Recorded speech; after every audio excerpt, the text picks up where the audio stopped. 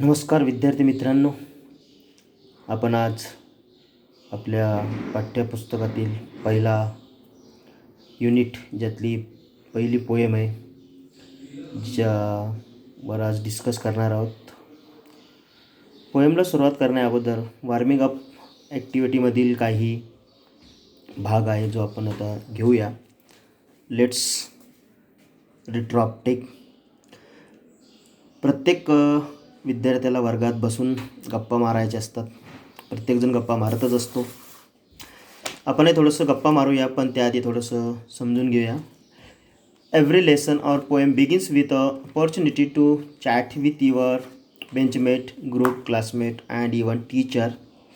No one can stop you from chatting about the topic given. The only rule is chat in English. It will improve your speaking oral skill and boost your confidence in spoken English and conversation. So open your mouth and talk. Let's make some meaningful noise in the class. या वरील पॅसेजच्या माध्यमातून आपल्याला समजतं की ही एक चांगली संधी आहे आपल्या वर्गमित्रासोबत, ग्रुपमध्ये किंवा शिक्षकांसोबत बोलण्याची. तुम्हाला बोलण्यासाठी कोणी थांबवू शकत नाही. फक्त अट एक आहे की इंग्रजीत बोलायचं, चॅटिंग इंग्लिशमध्ये करायची, ज्याचा फायदा तुम्हाला तुमची स्पीकिंग्स किंवा ओरल स्किल सुधारण्यासाठी, तुमच्यामध्ये आत्मविश्वास येण्यासाठी, त्याचप्रमाणे इंग्रजीतून संभाषण करण्यासाठी ज्याची तुम्हाला मदत होईल. बघूया आता. तुमच्याकडे पुस्तक असेलच, सर्वांनी पुस्तक घ्यायचं आणि आपल्या चिटचॅटमध्ये पहिला प्रश्न आहे. From the word grid below pick out word related to language study, grammar and vocabulary and write them against each of the clue. या ठिकाणी एक रिडल्स दिले ज्याला आपण शब्दकोडे म्हणतो. यामध्ये काही अक्षरं लपलेली आहेत ज्याचा क्लू आपल्याला खालच्या प्रश्नात दिलेला आहे. त्या प्रश्नाच्या मदतीने आपल्याला ते शोधायचं आहेत. मी ऑलरेडी इथं दिलेले आहेत, उत्तर लिहून दिलेले आहे.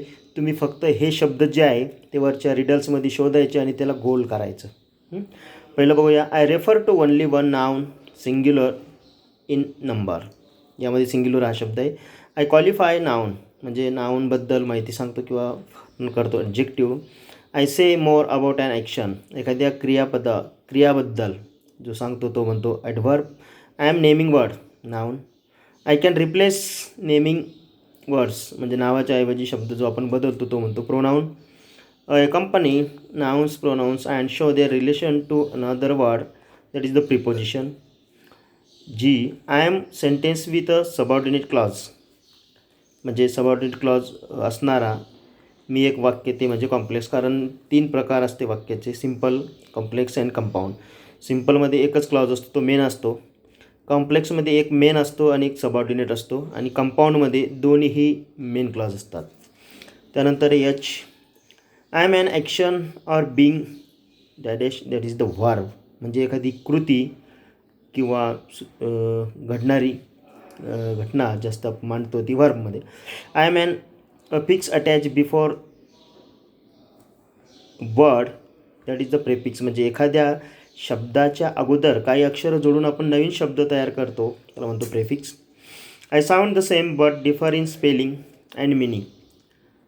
होमोफोन्स हा शब्द या ठिकाणी आलेला आहे. होमोफोन्समध्ये लक्षात घ्या. आय साऊंड द सेम म्हणजे उच्चार सारखा आहे, बट डिफर इन स्पेलिंग परंतु स्पेलिंगमध्ये फरक आहे. जसं उदाहरणार्थ SEACHEEC ते झालं homophone.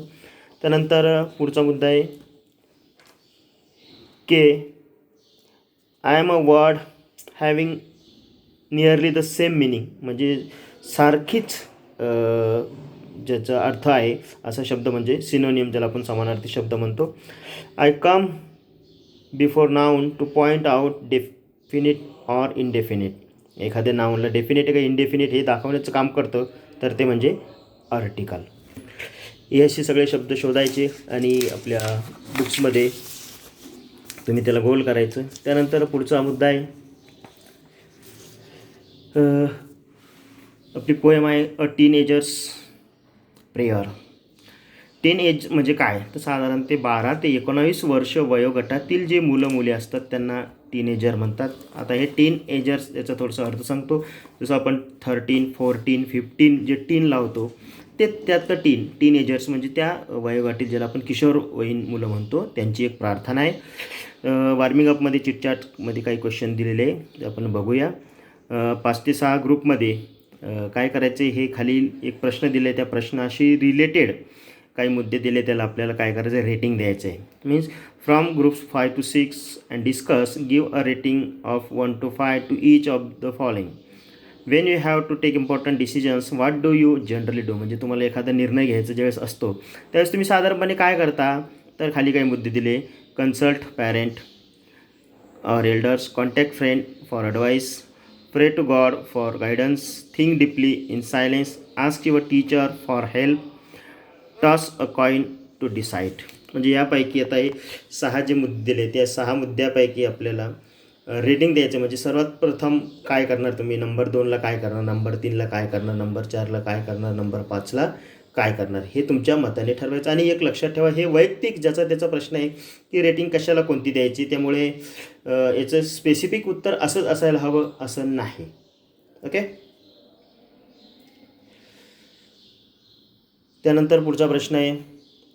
In poetry very often there are lines in which the poem seems to talk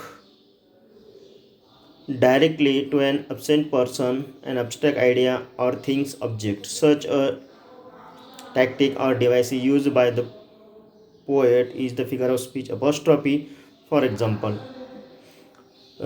या ठिकाणी एक मुद्दा लक्षात घ्या की बऱ्याच कवितामध्ये कवी एखाद्या वेळेस कविता करत असताना एखाद्या हजर नसलेल्या व्यक्तीला किंवा दृश्य जी नाही अशा वस्तूला तो डायरेक्ट ज्यावेळेस बोलतो, संबोधतो, तर त्या ठिकाणी संबोधन ज्याला आपण अपॉस्ट्रॉफी ही फिगर ऑफ स्पीच असते.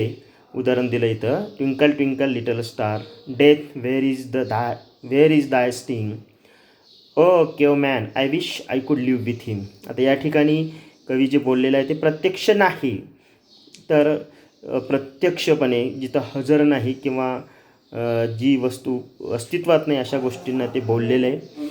त्यानंतर नाव complete the following creating example of apostrophe of your own. या ठिकाणी ABCDE असे काही मुद्दे दिलेले आहे आणि तुम्हाला या शब्दांच्या मदतीनं स्वतःची वाक्य तयार करायचे आहे आणि अपॉस्ट्रॉफीचं एक्झाम्पलसुद्धा तयार करायचे आहे. O life how dash, dear God please dash, books you are dash, exams I wish dash, O you beautiful sky dash. या रिकाम्या जागी आपल्याला किंवा डॅडॅशच्या जागी आपल्याला स्वतःच्या मतानं काही शब्द ॲड करून अपॉस्ट्रॉफीचे काही उदाहरणं तयार करायचे. ते सर्वांनी तयार करा आणि पुढच्या व्हिडिओमध्ये मी कवितेचं स्पष्टीकरण देतो, ते आपण बघूया.